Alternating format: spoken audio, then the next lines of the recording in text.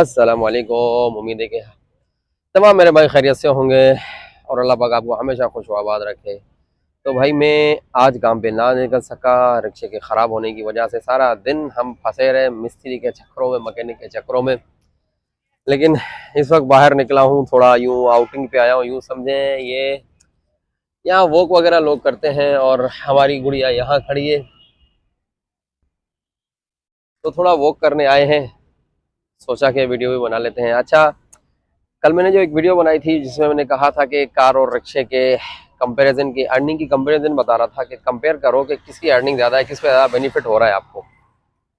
तो एक बंदे ने मुझसे कमेंट किया, कहने लगा यार तू खुद कार नहीं खरीद पा रहा है ना इसलिए तूने कार के बारे में बोला है। तो भाई 2 मरतबा मेरे हाथ में चाबी आते आते रह गई है कि मैं यूं समझे हाथ में दी चाबी और यूं मैंने फेंक दी। मैंने कहा यार मैंने नहीं लेना, मेरा दिल नहीं चाह रहा है, मेरा दिल मान नहीं रहा है। कहते हैं जब मुफ्ती साहब ये वाले आपके राजी ना होना तो फिर आपको नहीं लेनी चाहिए। तो मुफ्ती साहब फतवा यही दे रहा था कि भाई आपने गाड़ी बिल्कुल नहीं लेनी है, तो मैंने इसी वजह से नहीं ली गाड़ी।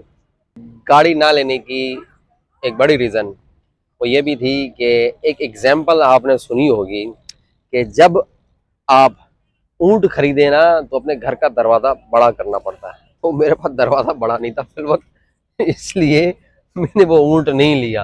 यानी कि कार मेरे लिए अफोर्डेबल नहीं थी भाई। अगर कोई प्रॉब्लम अनफॉर्चुनेटली अगर कोई प्रॉब्लम कोई मसले मसाइल आ जाते, मैं हो सकता था कि उसको मैं फिक्स ना कर पाता उसकी किसी प्रॉब्लम को, तो मेरे लिए बड़े आप एक प्रॉब्लम क्रिएट हो जाती, क्योंकि भाई फैमिली को सपोर्ट करना होता है और भी बहुत सारे मसले मसाइल हैं जिसके चलते हुए मैंने रिस्क नहीं ले लिया। हालांकि वैसे रिस्क लेना चाहिए लाइफ में, जब तक आप रिस्क नहीं लेंगे आप आगे नहीं बढ़ पाएंगे। तो एनीवे मैंने रिस्क नहीं लिया और क्या कहते हैं गाड़ी भी नहीं ली। हम ऑटो पे आ गए, ऑटो चला रहे हैं अल्हम्दुलिल्लाह। I am happy if I am driving auto. Auto rickshaw चला रहा हूँ तो मैं बहुत खुश हूँ, अपनी फैमिली को अच्छा सपोर्ट कर रहा हूँ। फिल वक्त मेरे कुछ मसले मसाइल हैं इसकी वजह से मैं कुछ ज़्यादा ख़ास नहीं कर पा रहा हूँ। खास से मुराद के वो सेविंग नहीं हो पा रही। जैसे कि मैंने बताया था, एक होती है अर्निंग, एक होता है प्रॉफिट और एक होती है उसकी सेविंग, कि आपके पास सेविंग कितनी हो रही। प्रॉफिट तो हो गया, यानी कि अर्निंग ये कि टोटल जो आपने कितना कमाया, और प्रॉफिट ये कि आपको उसमें से बचा कितना, यानी फ्यूल निकाल के आपके पास बचा कितना अगर गाड़ी की मेंटेनेंस नहीं हुई है तो। और लास्ट में ये है कि जो सेविंग होती है ना, प्रॉफिट में से सेविंग ये है कि घर के खर्चे वगैरह निकाल के आपके पास सेविंग कितनी हो रही है। तो सेविंग तो मेरी हो रही है फिल वक्त, लेकिन क्योंकि कुछ कमेटियाँ नहीं होती, वो सर का दर्द पाला हुआ है, वो इंशाल्लाह बहुत जल्द ख़त्म होने वाली है। और उसके अलावा कुछ और लोन वगैरह उधार का भी कर्जा है, वो भी इंशाल्लाह क्लियर करना है। उसके बाद इंशाल्लाह हम अपनी जर्नी सही तरीके से स्टार्ट कर पाएंगे अपनी लाइफ की। अच्छा, एक और चीज़, कुछ भाई कमेंट में ये भी पूछ रहे हैं कि रिक्शा कौन सा होना चाहिए, मॉडल कौन सा होना चाहिए। कोई कह रहा है बाइक सेल आउट करके मैं रिक्शा चलाऊँ। हाँ, हमेशा इंसान को कोशिश करनी चाहिए कि एक स्टेप आगे बढ़े, आगे बढ़ के आगे बढ़े। यानी कि अगर आप आई मीन के आप मोटरसाइकिल चला रहे हैं, बाइक चला रहे हैं, उस पर कर रहे हैं और आपको लग रहा है कि आपकी अर्निंग उतनी बेहतर नहीं है जितनी होनी चाहिए, क्योंकि बंदे को हमेशा आगे से आगे की सोचनी चाहिए।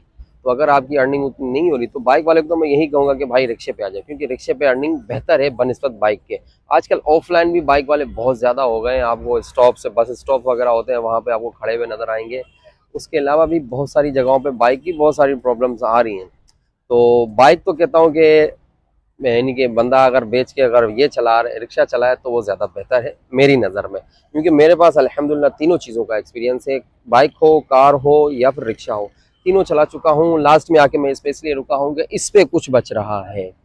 कार वालों का जो हाल है वो कार वाले ही जानते हैं। मैंने आपको अपनी पिछली वीडियो में बताया था कि उसकी अर्निंग कितनी थी, मेरी अर्निंग कितनी थी, किसको ज़्यादा प्रॉफिट हुआ, मुझे हुआ या उसको हुआ, वो सारी चीज़ें मैंने आपके सामने रखी थी। तो बाकी अगर कोई मॉडल की अगर पूछ रहा है तो मॉडल में मैं ये कहूँगा कि भाई मॉडल की बात नहीं होती, बात होती है असल में कंपनी की।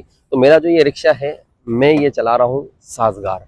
साजगार कंपनी सबसे बेहतरीन है और 5 गियर में, लाहौर में अक्सर 4 गियर वाले भी लोग ले रहे हैं, लेकिन वहाँ सिवा और दूसरे रिक्शे वगैरह चलते हैं, लेकिन गाड़ी हमारी 5 गियर में होती है। तो रिक्शा जो है ना यही साजगार लेना, जिसका भी लेने का मूड हो। लेकिन मैं हमेशा एक बात कहता हूँ कि अगर नया ड्राइवर है तो कोशिश करें नया रिक्शा ले आए, क्योंकि पुराना उसको बड़ा थकाएगा, बड़ा रुलाएगा। क्योंकि मैं अपनी लाइफ में बिगिनिंग में जब शुरू में मैंने रिक्शा चलाना शुरू किया था, मुझे बड़ी प्रॉब्लम फेस करनी पड़ी थी। मेरा ऐसा दिल चाहता था इस रिक्शे को आग लगा दूं, तीली लगा के पेट्रोल वगैरह पे। तो उस वक्त मैं चलाता था, ये सन 2012 की बता रहा हूँ। तो उस वक्त पुराने रिक्शे से बड़ा तंग हुआ था। मैंने पुराना रिक्शा बहुत अरसा चलाया है, यूँ समझे तकरीबन 2016 तक मैं रिक्शा चलाता हुआ हूँ, पुराना और किसी और के किराए के ले लेके फिर जाके नयों पे मैं आके शुरू हुआ हूँ। तो मुझे बात समझ में आई कि भाई पुराने ड्राइवर के लिए पुराना रिक्शा, नए ड्राइवर के लिए नया रिक्शा। जो पुराना ड्राइवर होगा वो मैनेज कर लेगा, उसको संभाल लेगा, लेकिन नया ड्राइवर नहीं संभाल पाएगा।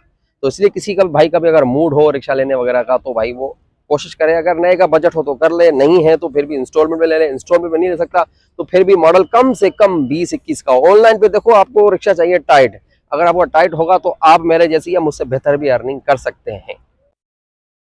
अच्छा, अगर किसी भी भाई के माइंड में कोई भी चीज़ क्लियर ना हो रही हो कि रिक्शा, कार या बाइक वगैरह किसी भी लिहाज से या ऑनलाइन चलाने के हिसाब से कोई भी बात हो इंशाल्लाह, तो ये भाई आपका यूँ समझे आपकी खिदमत में हाजिर है। कोई भी इंशाल्लाह आप बात पूछेंगे, मैं कोशिश करूँगा पूरी तरीके से आपको गाइड करूँ, ठीक है ना, तो आपको समझाने की कोशिश करूँ। ताकि मेरी हमेशा ज़िंदगी में एक कोशिश रही है कि अपनी ज़ात से किसी को मैं फ़ायदा पहुँचाऊँ।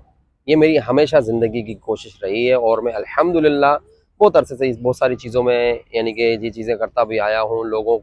लोगों की हेल्प आउट करना बहुत सारी चीज़ों में, और आज तक भी मैं करता हूँ। अल्लाह पाक करवाता है, मैं नहीं करता हूँ, मेरी क्या औकात है। अल्लाह पाक ने जो भी लिया काम अल्लाह पाक ने लिया है। तो किसी भाई को भी किसी किस्म की कोई भी हेल्प की ज़रूरत हो मुझ नाचीज़ से, तो कमेंट बॉक्स में बिला झिझक मुझे अपना मसला या कोई भी बात ज़रूर बता दीजिएगा। मेरी लाइन के हिसाब से मैं इंशाल्लाह पूरी कोशिश करूँगा आपकी उस प्रॉब्लम को हल करने के लिए। बाकी अगर कोई भी भाई किसी भी और फ्लीट वगैरह कहीं पर भी काम कर रहा हो तो मेरी एक रिक्वेस्ट है यार, हमारे सिद्दीक भाई हैं, बहुत सारी चीज़ों में हेल्प आउट करते हैं, बहुत सारा काम अच्छा करते हैं। ये बाकी मैं वीडियो पे, मैंने पहले भी कहा, मैं वीडियो पे शेयर नहीं कर सकता हूँ कि बहुत सारे मसले मसाइल आ जाएंगे। बाकी मिल के इंशाल्लाह आपको उस चीज़ के बारे में समझ में आ जाएगा कि मैं क्यों कहता हूँ कि उनके साथ काम करें। एनीवे, बाकी एक और गुड न्यूज़ है जो मैंने आप लोगों को देनी है, क्योंकि जितने भी सब्सक्राइबर हैं ना मेरे साथ या मेरी वीडियो देख रहे हैं, यूँ समझे मेरी वो एक फैमिली बन रहा है, मेरी यूट्यूब की एक फैमिली बन रहे हैं। तो फैमिली के साथ में हम अपनी क्या कहते हैं जो भी मसले खुशी गम में शेयर करने की कोशिश करता रहता हूँ, और अब भी कर रहा हूँ और आइंदा भी इंशाल्लाह इन फ्यूचर भी करूँगा। तो भाई मुझे 10,000 की जो कुरान दादी लास्ट फ्राइडे को जो मेरी आईडी बंद हो गई थी, जिसकी चलते हुए जो फ्लीट वालों ने कहा था कि 5 बंदों की जिनकी आईडी बंद हुई है उनका हम कुरान दादी में नाम डालने वाले हैं। अगर आपने 100 राइडें कंप्लीट कर ली एक वीक में तो इंशाल्लाह आपका नाम कुरान दादी में होगा।